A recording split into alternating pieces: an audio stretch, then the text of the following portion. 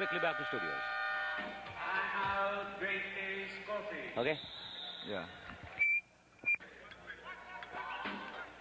5 and 9 to go in the first quarter. Tanduay up by 116 to 15. A turnover. Gidavin picks it up quickly out to Israel. Bounce pass to Hindula. Back to Fadim. In the corner to Pope. He takes a long one. It's short. Abe King has the ball tapped to him by Brown. Quickly to Binion. Quickly to Brown. Greatest running again. Binion down the middle out to Pearson. These three guys, Binion, Brown, and Willie Pearson. They've been running the fast break very well. You know, they've been passing with their eyes closed, knowing the spots of their teammates on the court, and Great Taste takes a 1-point lead.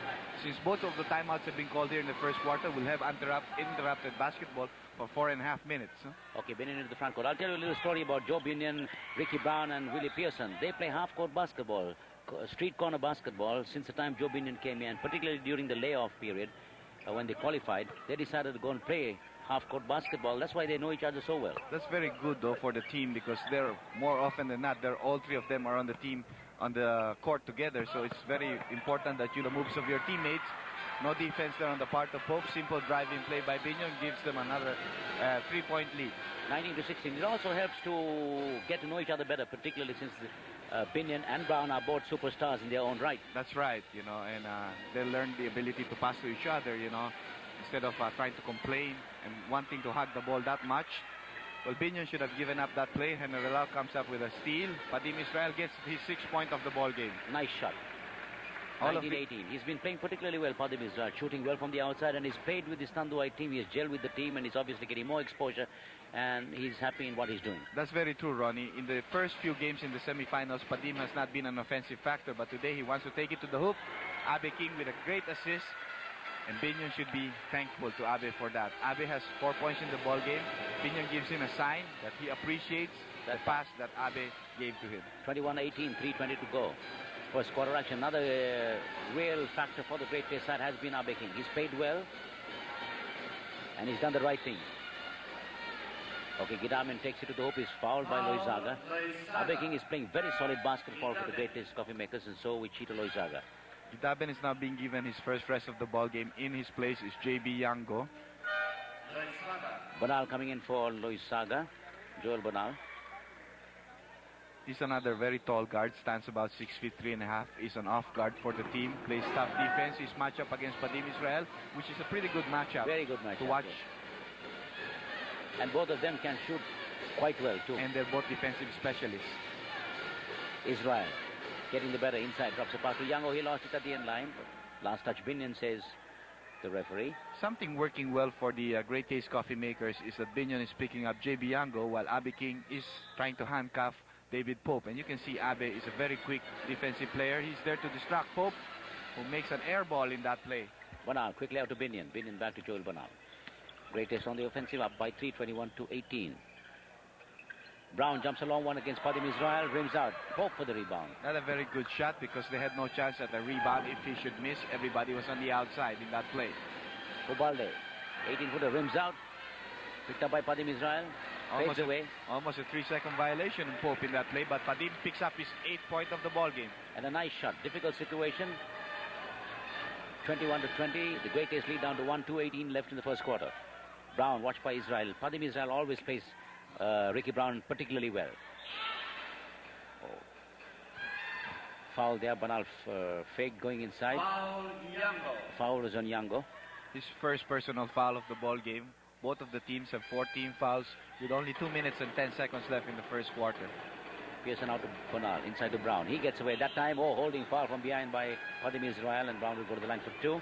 Brown threw in the ball, went through a double pick, came out on the weak side, got the pass, and Padim was blocked off by the 2 guys who gave him the screen. So that was why Brown was all free there for a moment. Ricky Brown sinks the first free throw.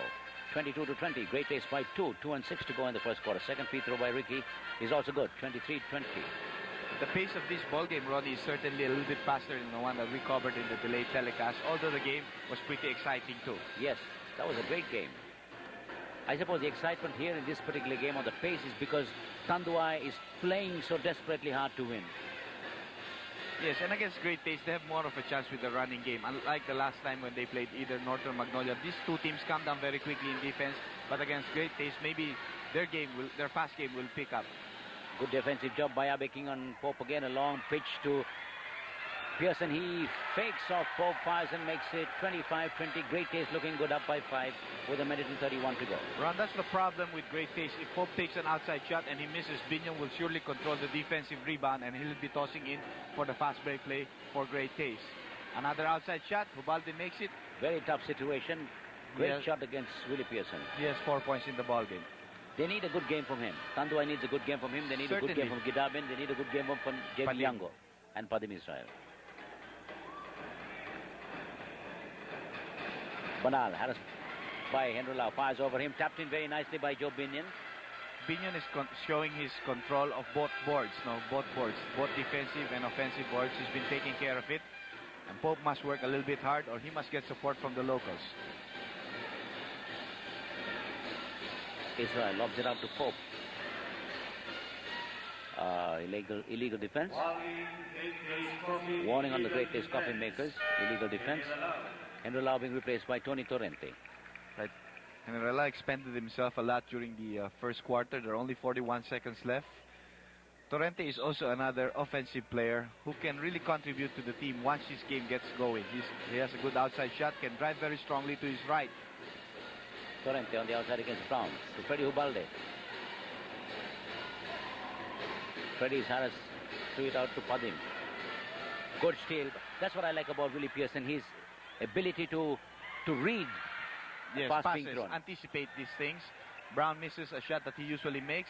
And Tanduay coming in with a fast break. 3-on-2 situation. Should be an easy basket. No, Freddy Hubalde. Intimidated there by Joe Binion. Out to Pearson. 3-on-2 situation, the opposite direction. Abe King bounce past the Banal. He fakes. Stolen from behind. Battled out by Torrente. Good play. Only 1 second left. 3-point shot. Bad luck. End of the first quarter. Great Taste 27. Tanduay 22 back to studio. For Willie Pearson on the Great Taste coffee makers side. And Gidabin is back in the ball game for Tanduay. So maybe the Lupan just reacted to the coming in of Abed Gidabin lifting out Hubalde. So he has 2 very big players there. That's Abe King and Victorino. Same for Tanduay, JB Yango and Abed Gidabin. Banal against Tony Torrente. Binion moves outside, picks up the pass. Abe King in the corner. Back to Banal. Binion. Victorino from the key. Short. Rebound Torrente. Boxing out Abe King very nicely. That's right. All of his teammates help out in that boxing out situation. Binion gets a quick steal. It's going to be a dunk. Yes. No question about it. Slams it in. 29-22. Great Taste by 7, 11-24 to go in the second quarter. And Binion is really playing pretty hard early on in the ball game. Well, it seems that he has matured a lot here in the PBA also. When he first came in, he was a jolly fellow. Yes. Came up with some moves that were not really a professional type of a player. But with the PBA, he has improved. And like I say, many of the players, imports that have come in, have improved. And when they go back to the States, it gives them opportunities to try it again at the pros. Okay, Torrente harassed by Brown. Bounce pass inside. Stolen by Victorino. Good hustling defense by Great Taste. Quickly out to Brown. Long pass to King. He's going to take it inside against Gidabin. Ball batted out from behind. Great Taste Abe King. He is one of the 5 original members of Grosby's first 5. Grosby is the official basketball shoes of the PBA. Orly Castello making a very quick substitution. Torrente had hardly time to warm up, but he came up with a couple of bad passes and some turnovers. He's quickly replaced by Alex Tan, who is a shooter from the outside also. Binion stepping on the sideline. He was harassed by Pope from behind.